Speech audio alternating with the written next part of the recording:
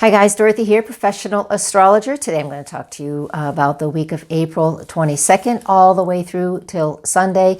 That would be the 28th. Now in here we have Sun and Uranus making a conjunction, and we have Pluto stationing and a few other things. I know that's all astrologies. I'm going to tell you what it means in plain English in just a second, so don't go anywhere and then I'll be right back.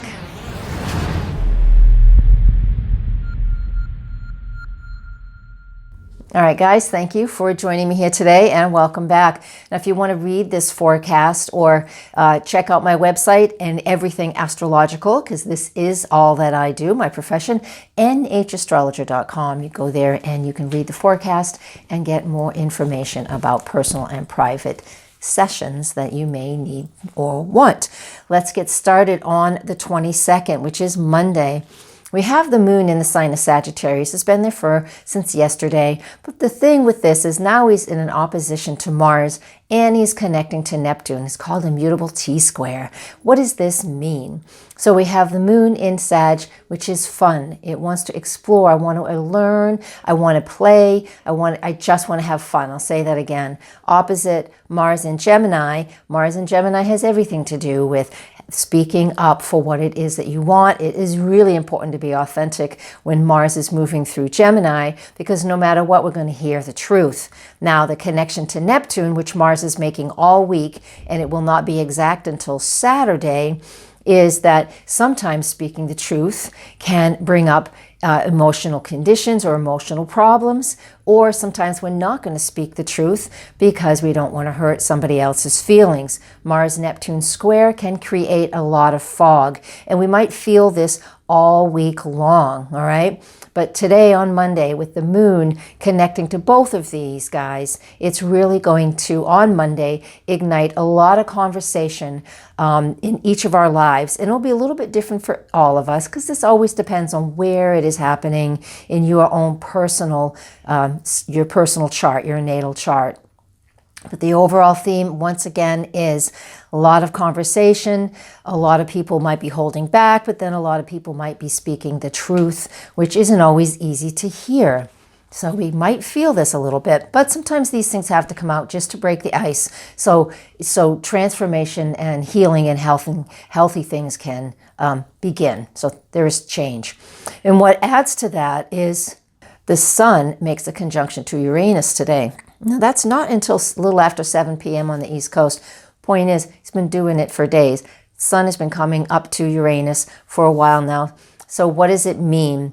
Now, this is the first time they've also made their conjunction in the sign of Taurus. Last year it was in Aries. Now it's in early Taurus. So this is a focus on what is important to each and every one of us. We all have different values. So when an energy like the Sun conjunct Uranus in early degree of Taurus comes together the way it is today, it represents a change in our values. And so, again, different for each of us. What do you see in your life that is changing?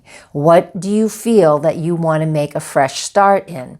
These are things that we will feel probably pretty strongly. Most likely we'll see this, in the news and those people around us or media and things such as that. But what's it stirring in you? Pay attention to that, because it's going to give you a little bit of enlightenment as to what you might really want to change, even if you're not so fond of changes in your life. Because the Uranus and the Sun together like this really wants us to step into new territory, get on that cutting edge of whatever is going on in our lives so we can expand and learn and grow.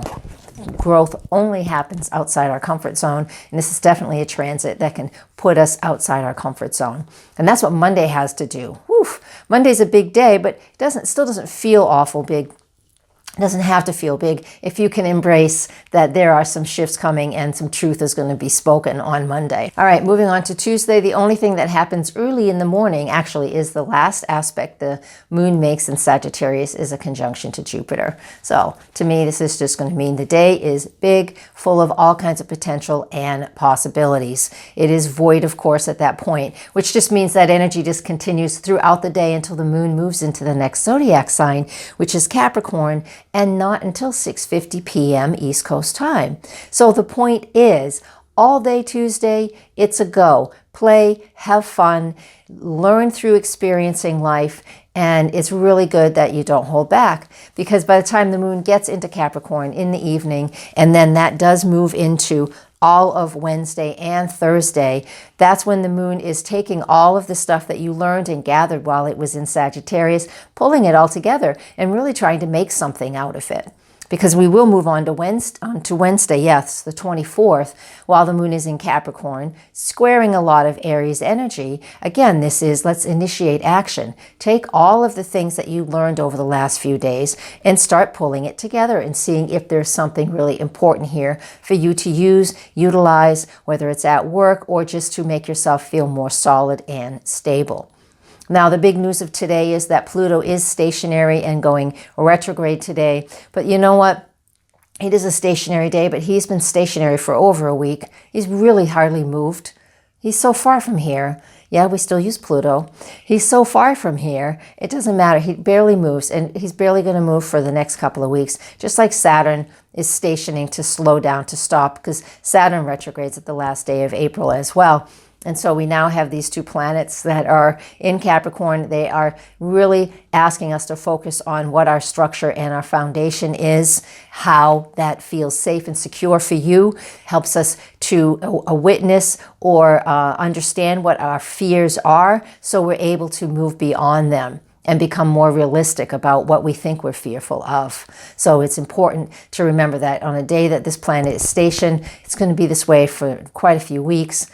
Saturn adds into that. So the point is, we're focusing in on those structures that are important to us, how some things are breaking down, so we can see what remains, so we're then able to rebuild on top of that. But that's months down the road. So when we're in the thick of things like this, we can't always feel it.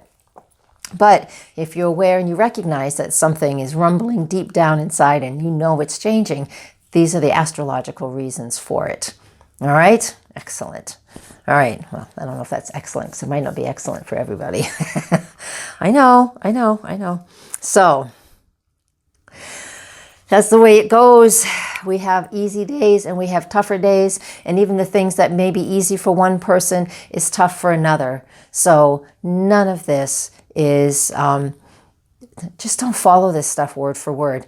Listen to it. But also, trust your own influences. Trust your own understanding of what's going on for you. Just because something sounds like it could be a bad day, don't make yourself a bad day.